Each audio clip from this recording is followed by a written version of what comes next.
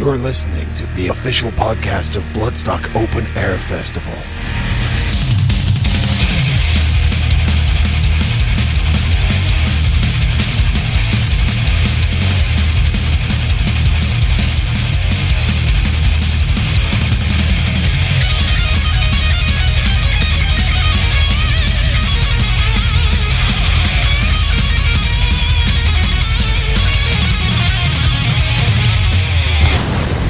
Bloodstock Radio. Yes, hello, good evening, and welcome to Bloodstock Radio, podcast number 48. And tonight is so jam-packed that I am going to get straight into it with our Metal to the Masses winners from last Friday. First up, Rob Bannister was judging up in Stoke, while I was down in Hitchin with Simon Hall judging, so let's hear from both of those winning bands.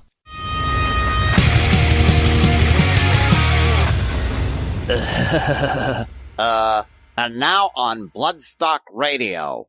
A Bloodstock Metal to the Masses tour update. Okay, next up on Bloodstock Radio, we're catching up with our Metal to the Masses winners. And next up, we have got Ian from Vulgar, who won in Stoke last week. How are you, sir? I'm doing absolutely fine. How are you doing yourself, mate? I'm good. Yes, we're rattling through. It's amazing that we're pretty much halfway through our finals now, and it doesn't seem like 2 minutes since we were at Coventry starting off. And I put up a list the other day because we had another load of bands announced the other day, and literally it's just like, wow, it's just rattling through, and we're 9 or 10 weeks away from Bloodstock now. But it's quite exciting. There's more bands than I have ever seen involved in Metal to the Masses. It's going to be absolutely brilliant to watch bands from all across the country and, well, across Europe now. Bands from further afield as well coming in to see Bloodstock will be absolutely amazing. Yeah, well, it is, and that's the way it is. But you guys are going to be there, and you're going to be playing and rubbing shoulders with all these bands. So how, is that sinking in yet? Are you still buzzing from it all? I'll be honest, it's quite a bit weird. I'll be honest, it's our first year as a band together. Been doing music for years and years and years, but we only started in September. This is our very, very first competition like this. Our first show is actually our first heat for this Metal to the Masses, and we ended up going right the way through to the end and winning, and going to be joining some absolutely amazing bands from across the country. It really hasn't sunk in. It doesn't feel real yet. Yeah. I'm assuming that'll come closer to. Yeah, no, that's great, because that's good to hear, because we do get the variety of things. I mean, I think Raised by Owls last year did exactly the same. Their first gig was their first Metal to the Masses heat, and they ended up going right the way through to the final. They actually got knocked out and came back in on a wild card as well. So they were really just like, wow, how did we do that? But we had Kayla Cura last year that did like 6 or 7 times they tried before they actually got through. So it all depends, and it's all the look of the draw and how you did on the night. And I spoke to Rob Bannister on Saturday night, the night after, because I was up in Burnley with him at the final up there. And he said he was very impressed with you guys, and he said that you were, that he thinks you'll do really well there. Oh, that's great news to hear. It was quite a tough heat as well. So it looks like you say, we had a couple of people that had been in the competition before. King Abyss, I believe it was their 4th time, and they got to the final this time. Second time they got to a final, and they were incredibly good. So we were very, very, very shocked to be in with a chance to be to the band that's got such a good tenure to them. But no, Rob was absolutely brilliant. He seemed to enjoy it. Gives a lot of criticism towards the end of the little things that we can improve and stuff like that. And it's been absolutely fantastic so far. Cool, excellent. Well, it's in Stoke, and that's a new one for us this year. I'm not even sure if we've actually had one there at all before. So what's the venue like? I don't know the Underground. I know the Rigger in Stoke, or I think it's in Newcastle, isn't it? But yep. I don't really know the Underground. So what's the scene like up there, and what's the venue like? Stoke's a weird one. For many years, we've had a very good, thriving scene. The two main ones in the main Stoke itself were the Underground and the Sugar Mill. Sugar Mill's a bit more high class. The Underground's a bit more ear to the ground. They know exactly what's going on, and a bit more raw with the way that they present stuff. It sort of died away for a while. Over the last 2 years or so, it's really started coming back strong. The Underground's just upgraded a load of their features and a load of the ways that they run everything. They've completely changed out their entire nights, and for the first time in about 5 or 6 years, we're getting really good numbers on the regular to the local live music venues in Stoke-on-Trent, which is, again, it's something that we've been lacking for quite a while. It's growing a lot faster than it did last time, and we're hoping that with all this extra exposure that we could keep it going and maybe get Stoke back on the map as a really decent live music city. Yeah, cool. Well, so I went to the Rigger a few years ago. My mates in Balls Deep did an all dayer there at the Rigger, and that was a good one. And they've always represented Stoke very well because I've been following them for quite a few years. We've had them at Bloodstock a couple of times as well. Excellent band. Yeah, indeed they are. So okay, well, let's talk about your band anyway. So we've done all the other stuff. So yeah, tell us a bit about Volgor. What sort of am I pronouncing that right for a start? And you are, yeah. Volgor. It's a silly name, really. Vulgar and gore just squashed together because we really couldn't think of anything. Okay. We thought it worked, and so far we haven't had anybody that hasn't thought it works. Volgor really is just started off with some sort of punk mentality, just throw all these random different things together, see how they stick and see how they work. But it ended up becoming something a little bit more focused. We've been described as by other people, because I really hate doing that myself. We've been described as groove-laden melodic death metal, which is brilliant for me, because bands like Soilwork and Flames are one of my all-time favourites, and you can't beat a bit of good groove. So basically, it's balls to the wall, heavy, sludgy. It's got lots of cleans in it, but it's got lots of heavy, aggressive vocals in it as well. It varies through various different styles as far as the vocals go. But the overall theme that we keep on coming back to is the big, huge Sabbath-themed riffs that we tend to open up quite a lot of our songs with. I think that'll go down well. As I say, we got a real variety of genres and that lot, especially on the New Blood stage, but Bloodstock in general. Have you guys been to Bloodstock as punters before at all? Most of the members of the band haven't. This will be my first song because it does actually happen to fall over my daughter's birthday. Right. So, unfortunately for me, I haven't been able to make it over before. But literally everybody else in the band has been to Bloodstock before.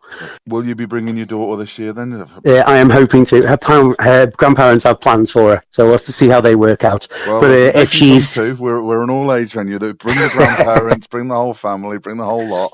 She recently got given her first pair of new rocks and is very, very, very excited about going to some shows this year. So there is a very high likelihood that she'll be there this year. Yeah, well, we are an all ages venue. We had a bit of a discussion on the Facebook group actually, where there was a guy who's 15 and he's trying to persuade his mum to let him come next year. So he basically said in the group, "I will show this to my mum. Please persuade her that it's a safe area and all this sort of thing." And basically the messages on there were absolutely fantastic, including Vicky, who's one of the Bloodstock organisers, who literally said, "If your mum needs reassurance, I'll talk to her. I will explain to her that we will look after you." You do not get that from any other festival on the planet. You don't. It's the metal community is like an absolute massive family. Again, I haven't been able to attend Bloodstock before, but I've attended many other festivals, and everybody says Bloodstock's the best as far as that family feel goes. Yeah. And I am very, very excited to be a part of it this year. Yeah, well, cool. Well, it'll be good fun to have you there, and as I say, you'll be coming back again. I guarantee you. It's always exciting when you see people coming for the first time, especially if they're going to be playing it. But even all the time we see people in the forum saying, "Oh, I'm coming for the first time. I can't wait." And then you just know that they're going to be hooked and they're going to be on Bloodstock time. The minute they leave site, they're going to be counting down from like 361, 360, because that's it. It's the best weekend of the year, and we all just want to be back there again. It does sound absolutely fantastic, and I'm looking forward to being able to have a drink with so many people from around the world. Bloodstock is recognised worldwide now, and it has been for a long while, and I don't see it slowing down in its growth anytime soon. It's phenomenal, and I'm just generally excited about the whole prospect of even being there. Yeah, cool. Well, yes, you will be there, and you will be playing, and we'll have a bit of music from you as well. So cheers for talking to us, and congratulations on getting there. Thank you very much. Okay, cool. If you can introduce this track, I believe it's from your upcoming EP, yes? Brilliant. Yeah, it just recently recorded a new EP. It's called Bliss, 5-track. It should be releasing sometime soon. There are more details of that coming up in the next couple of weeks on that. This track, though, that we've chosen to play for you is called Spread the Disease, and it'll be the opening track from that EP. And like I said, that'll be due soon. But Spread the Disease is also available online, and I hope you enjoy it. Took me a long time to decide, but the one band that I'm putting through is Volgor!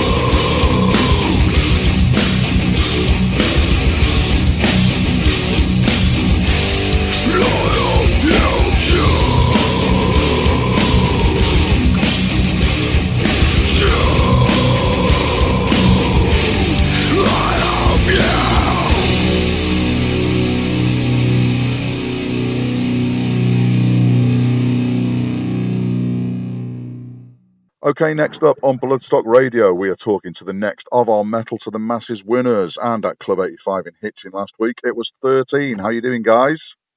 Fantastic, really good, man. How's it going, Yeah. guys?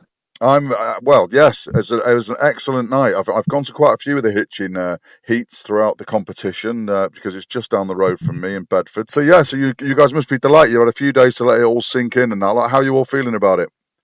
It's kind of still sinking in now, to be honest with you, because we've been going at 100 miles an hour ever since.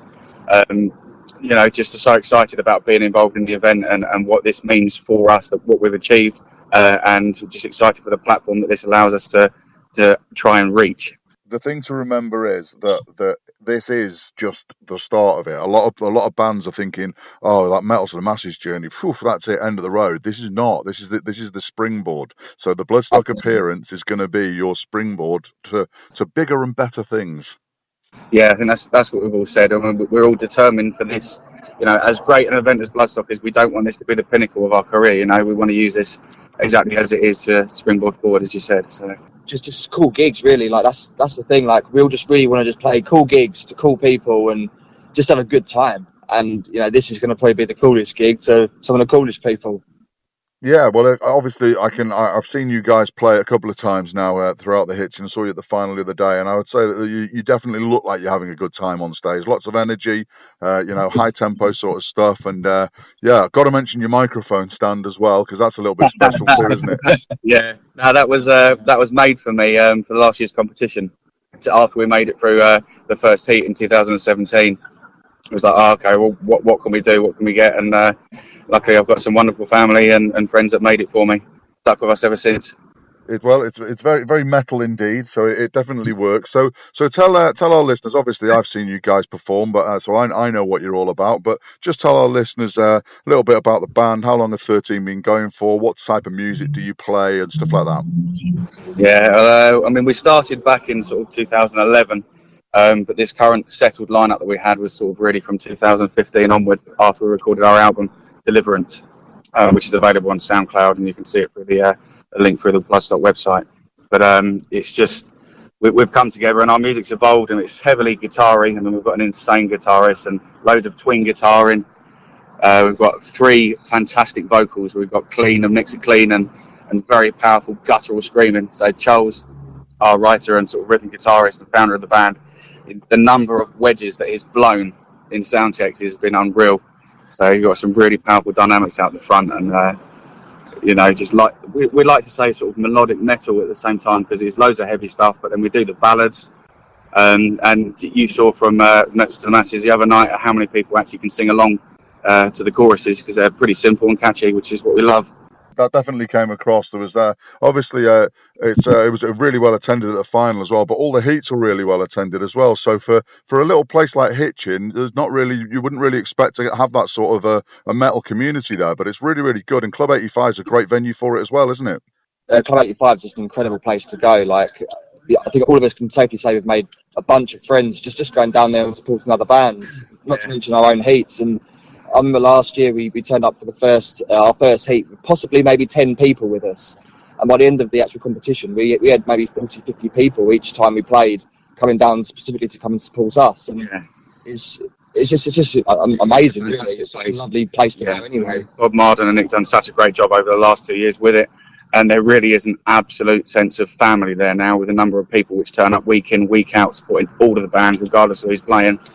And we have met outside having barbecues and stuff, and that's probably something we'll look to continue because that's a heart-wrenching thing, thinking that what we can do for the Sunday nights for the rest of the year until it starts again in February next year. Yeah. Well, I think I've got a feeling that the front few rows at the New Blood stage when you guys are on are going to be a lot of those faces from Hitchin because they do seem very supportive, and I think you'll probably take quite a few with you, yeah? Yeah, we have Mr. Paul Skinner and his dreadlocks floating around in front of all the videos and all sorts. Yeah. The thing is that Skinner seems he's everywhere. He's literally on all the videos. He's on all the stages. He's on all the. I don't know what it is about the guy. He just seems to be everywhere. There's a skill that most men do not possess, and that is the ability to just show up in every photograph and video there is taken to do with metal. Yeah. He is a bit of a legend. He's definitely a good one to have as your band mascot, and he was definitely plugging for you guys the other night because he was really nervous before the announcement and everything. He was rooting for you guys to go through. So congratulations for it and that. Have you guys been to Bloodstock before as punters? Well, I haven't. I've always planned to go, but it's always been finances that have just sort of prevented me from going. So this will be my first year at Bloodstock, and it just makes it even more special knowing that I'll be playing the festival as well. It's honestly, it's like a dream come true for me. I've been dreaming of this since I don't know 2012 when I went to my first festival, and I was thinking I'd love to play a festival like this, and suddenly I am. It's just like honestly, it's like a dream. I can't even put it into words, to be fair. Because we've been doing a bit of research as well since like last year as to what actually Bloodstock is, and the whole family vibe is fantastic, and it's just such a well put together event, and you've got so many people that are coming, and it's an extension of the Metal to the Masses family, and just growing that out and meeting more people, and just having a great time listening to great music together. Yeah, well, that is exactly what it's about. I mean, obviously now I do work for them, and I do the Bloodstock Radio and Bloodstock TV for them. But whenever I'm talking about Bloodstock, I'm talking purely as a punter, because that's the reason that I got involved in it all, is just because I love the place so much. It's the best weekend of the year, and I can guarantee you pretty much, that's it now. You're in every year. You'll sort your finances out. You will start saving up, and you will make sure that you're there every year, because you will not want to miss it. Like, the lineup's largely irrelevant from most people that go. It is literally just, we're here, this is our weekend for the best weekend of the year, and that's just what Bloodstock's all about.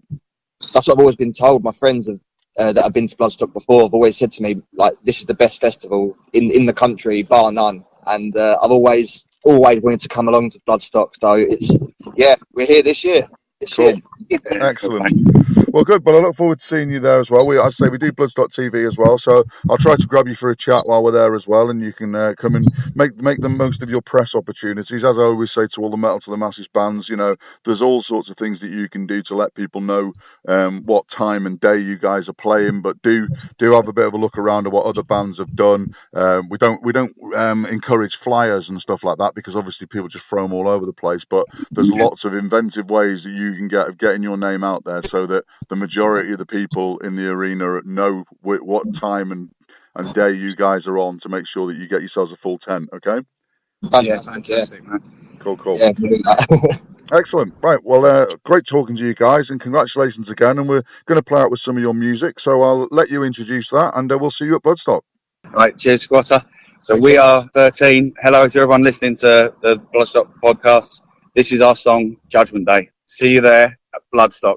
The winning band in 2018, Hitchin, is 13.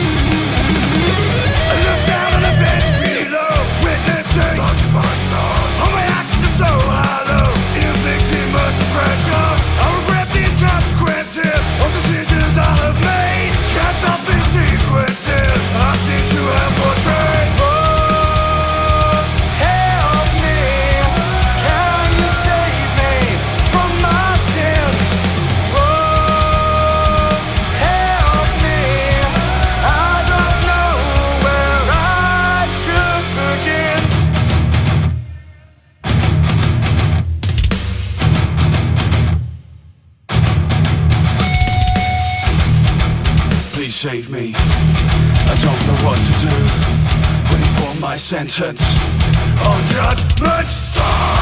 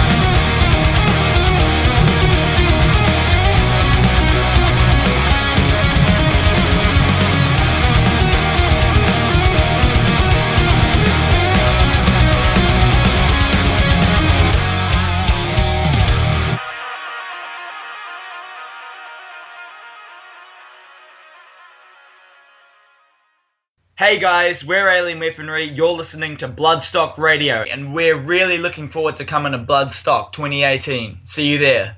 Okay, so that's two of our recent Metal to the Masses winners out of the way, and later on in the show we will have another one.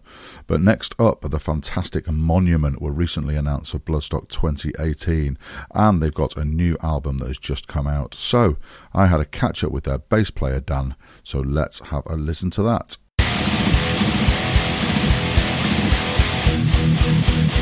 Band Chat. Okay, next up on Bloodstock Radio, we're having a chat to another one of our 2018 Bloodstock bands, and it is Dan from Monument. How you doing, sir? All right, how's it going? I'm grand, thank you very much. Yes, we are fast approaching now, so yeah, we're trying to ram in as many bands as we can and have a chat to you all. So yeah, Monument were announced just a couple of weeks ago, so yeah, you guys must be excited, yeah? Yeah, really excited. It's nice to get support and some recognition from a UK festival and Bloodstock. That's what we're all about, isn't it? It's supporting the bands that have come through and sort of done the other stages on the way up as well. Yeah, exactly, because I know Monument played on the stage 2014 back on the Sophie stage, but I think that was literally just before you joined, I think, if I remember rightly, yeah? Yeah, missed that by about a month, unfortunately. But played the Sophie stage with different bands, played the Jaeger stage, so yeah, know the festival pretty well. Oh yeah, cool. And yeah, I'm assuming you go as a punter as well. Yeah, absolutely. It's been, I think, every year for the last 10. So yeah, if I'm not there playing, I'm there getting really drunk as well. Yeah, well, you've got a few days to get drunk before you're playing, because as you say, you're on the Ronnie James Dio stage on the Sunday, so you can have a few drinks and catch Judas Priest and stuff like that. I'm assuming you're going to be there for the whole weekend, or have you got other gigs that weekend? No. We're all there for the whole weekend. We're off to a festival in Germany the Wednesday, so we've got a few days for the post-Bloodstock hangover as well, which is always nice. Excellent, cool. That sounds good. So, yeah. So you say that you've played at Bloodstock before. So what's your sort of memories from that? The difference of sort of playing it. Because obviously we talk to bands at all sort of level. We have the New Blood bands that are sort of used to it and that lot. But you played the Jaeger before. You played the Sophie. What are your memories from that? Jaeger one, I probably played it before we started to put some like electrified bands on. So it was solidly purist acoustic type stuff, but it was still really cool. I think we played there and Ed Guy were just about to go on the main stage, so yeah, it was really good. And then Sophie, obviously, in terms of being able to play like a big stage at a festival, that's your chance as a up and coming band, and you've got to grab it with two hands. And I think that was also a morning gig, one of them that I opened up to Sophie, so I'm well used to an AM gig at Bloodstock. It's just got to be careful the night before.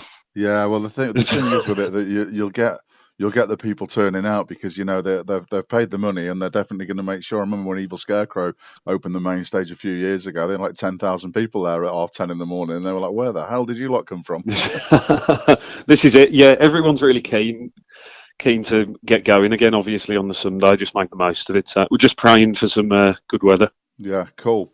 So let's catch up on the music side of thing with Monument, because your Okay. third album, Hellhound, just came out a couple of weeks ago. So how's that going? And are you happy with the response to it so far? Yeah.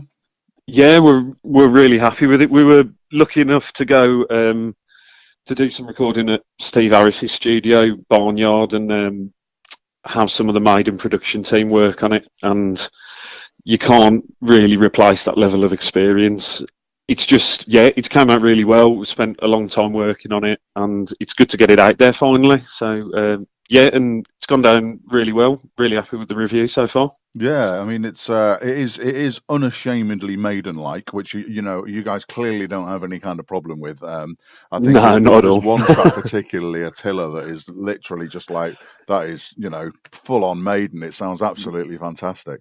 Reasonably close, yes. I'll have that. Yeah, it's always what we've wanted to do. We've wanted to write a track. If the album could fit into Maiden's back catalogue, that'd be great. That's where we're kind of going for. But it's the way we write as a group, particularly Pete Ellis and Dan Bourne. When they get together, they just churn out these. Again, we probably could have picked from 20 tracks for this album, so we're really happy with the bunch that we've got. Yeah, no, it's an absolute belter. So I've been listening to it this week to prep for this, and having a good listen to it. And I mean, I'm more of a thrash fan myself personally, but I don't think there's any metal fan out there that doesn't like, especially at a British festival. The new wave of British heavy metal sound that you guys have got and Maiden have got. You're not going to go wrong with that. That's going to get a response. And so I watched the video from when Monument played the Sophie in 2014 last night, and it was absolutely rammed, and people going crazy for it. So yeah, I think it'll go down really well there. This is it. It's all just the Sophie, particularly for the lads, was a really good stepping stone, and it's nice to get some recognition at home, because the type of, like you say, new wave of British heavy metal stuff that we play, Germany's the massive market, and we're signed to a Greek label, so we're used to getting those type of reactions in Europe, and to finally come home and see it sort of come into fruition is really nice to see. So I've had a little bit of a listen to the album and that. Like you got, it's not just all the usual sort of stuff. I mean, you look at the track list, and you've got obviously Hellhound, the title, and Knight Rider, which all sound very kind of, very metal indeed, and that lot. But the opening track got William Kidd, obviously Captain Kidd, so you got a bit of a pirate sort of thing going on in there as well. And again, there's no more metal than pirate metal, is there? No, this is it, absolutely.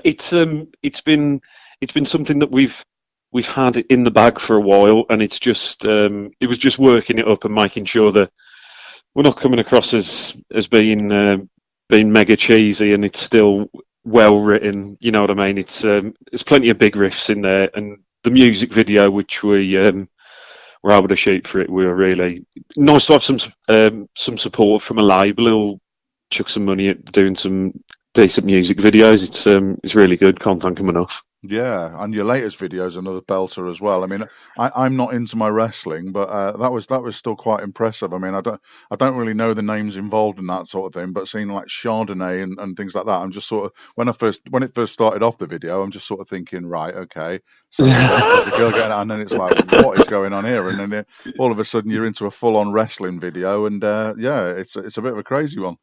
Yeah, there is. So the connection is that Pete Ellis, the singer, obviously formed Monument in 2012, but he makes wrestling belts. So he makes wrestling belts for the WWE, and he's got a bunch of connections, and the guys are really into the music as well, so they were more than happy. There's a guy from Wolverhampton, my neck of the woods, who's just sort of one of the up-and-coming stars in WWE, and they're all really happy to get involved, and it's something completely different. It's nice to have a music video that doesn't involve us. Yeah, yeah. Well, that's not always from a selfish point of view. Not always a bad thing, But no, it definitely works. And I say that explains the belt in it, because there's a Monument belt title belt in the actual thing as well, isn't it? And that's a work of art in itself. So I didn't realise that about Pete as well. That's quite a good little thing to have, isn't it?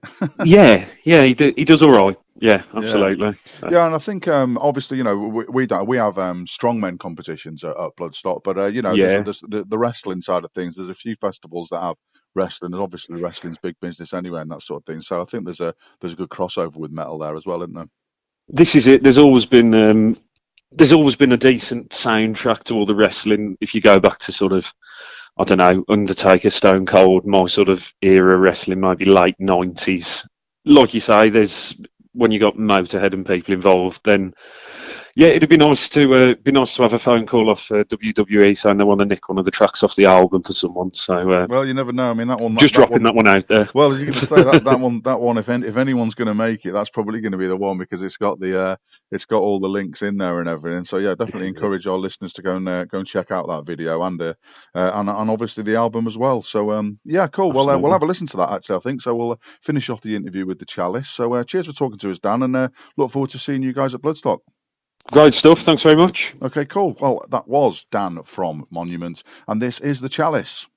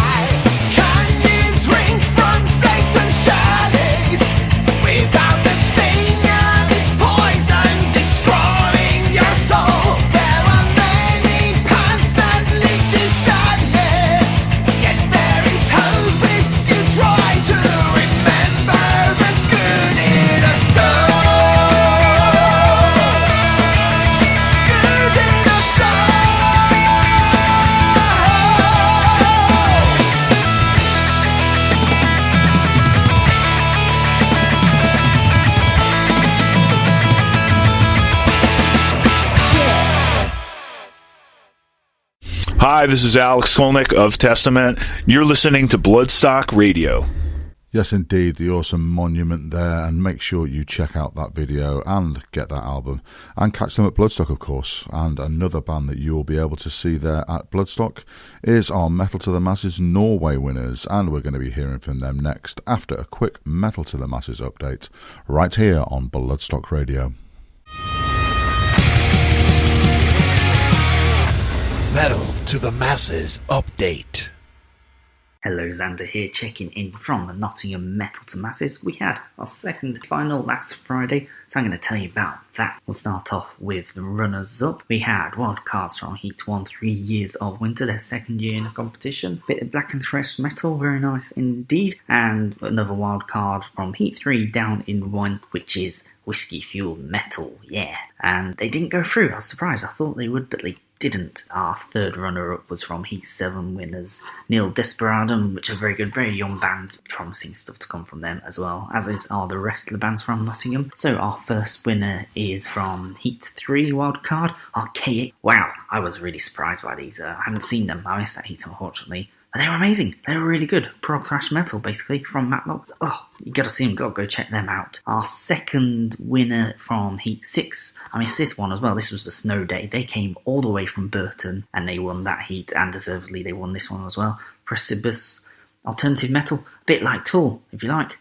I'm very impressed indeed. And our final winner from Heat 2 winners, Black Hawk Down. This was their best set yet. They entered last year. Their first round this year, I was a bit disappointed actually, but their set this time round was phenomenal, really good. Heavy southern rock from Stamford. It's fantastic, loved it, really did. So all three bands deservedly went through. The other three bands also did very well indeed. So our final in Nottingham, the grand final, will be on Saturday, 23rd of June, just £5 at the Maze, and they'll be joining Penfigoid, Pentablum's Fall, and Underdark.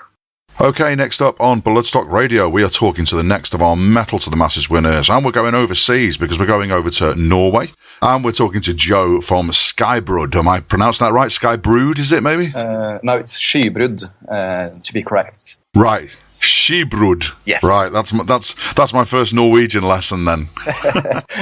The name Skybrud is actually carefully selected. It derives from the Norwegian name for the weather phenomenon known as cloudburst, where extreme amounts of precipitation appear without warning for a short period, often leading to floods and destruction. Right, okay. Don't bring any of that with you, please.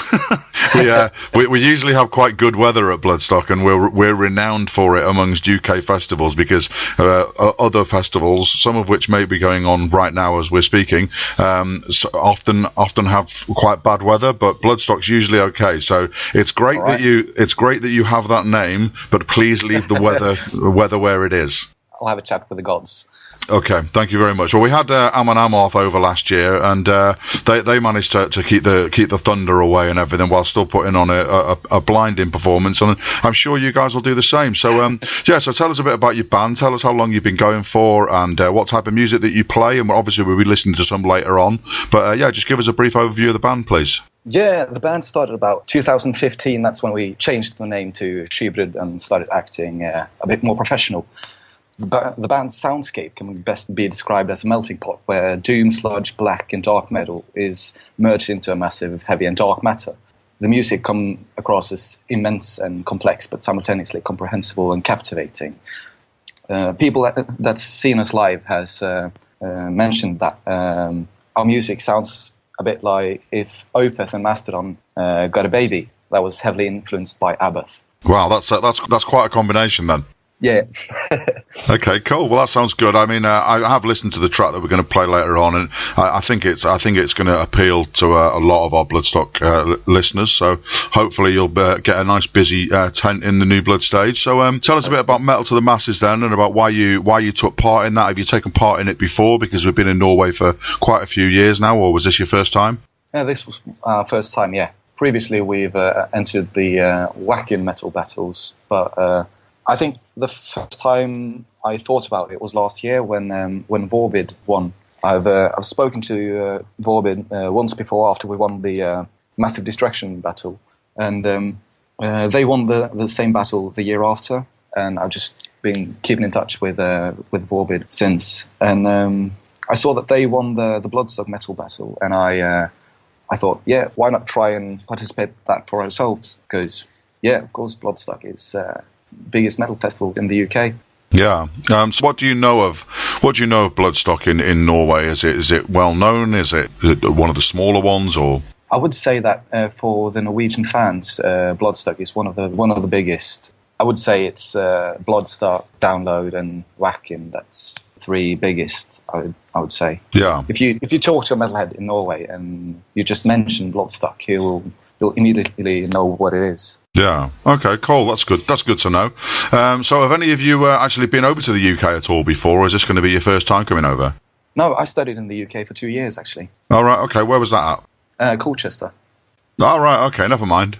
No, I'm only joking. All my Colchester listeners just switched off immediately. Yeah. Oh, okay. That's quite cool then. So, yeah. So you know the lay of the land a little bit. So yeah, we'll look forward to having you coming over then. So, what's the scene sort of like over there in Norway? Is it, especially for up and coming bands? Because obviously we know quite a few of the bigger bands that are over there. But what are the smaller bands like in the up and coming scene?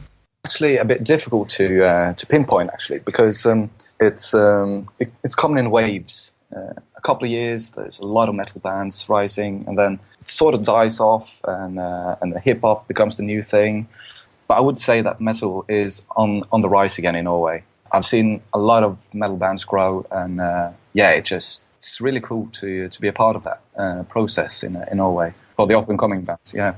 Yeah, they seem to go down very well when they come over here. I also do the Bloodstock TV interviews at the festival, and we interviewed Satir from Satyricon a few years ago, and we were talking to him about the up and coming side of things, and he was saying that he said it was obviously the usual sort of things, and the same thing as we got here in the UK, where venues are closing. There's not that many venues that will put on metal gigs, and he was also saying about a lack of facilities like recording studios and stuff like that as well. That's sort of diminishing as well. Yeah, right now I'm studying in Kristiansand, way down south in Norway, and the only metal pub, say that, where it was possible to play live, they just shut down a couple of weeks back. So it's funny you mentioned that, actually. Yeah. Well, that's the way it's going like that all over the place. But we shall keep on plugging away with it, and that's another thing. That's what Metal to the Masses is about as well. It's to try to help these venues and have regular gigs for them to put on for a few months while these are all going on. So all part of it. So okay, cool. Well, thanks for talking to us, Joe, and we look forward to having you over here. Thank you. And you can have a bit of a listen to your band. There's one last thing. Just tell our listeners why they should take some time out of their weekend to come and check out your band on the New Blood stage. What sort of live show do you put on, and why should they come and see you? Because we deliver dark, melancholic music with a relentless live performance. You do not want to miss it. Okay, cool. That sounds good. Okay, so I will. We'll play some of your music now. So this is a track called "The Will of God," and cheers for talking to us. Thank you. Next song up, Skybrud, "The Will of God."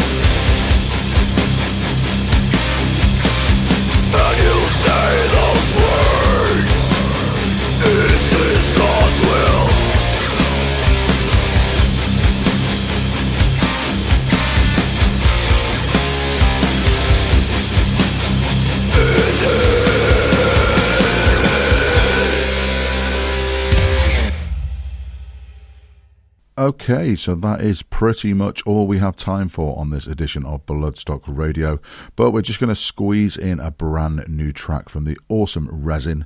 It's from their upcoming album The Cycle of Need, for which they also have a pledge campaign, so check that out and check out the video for this track. This is Monster, I've been Squatter, and this has been Bloodstock Radio.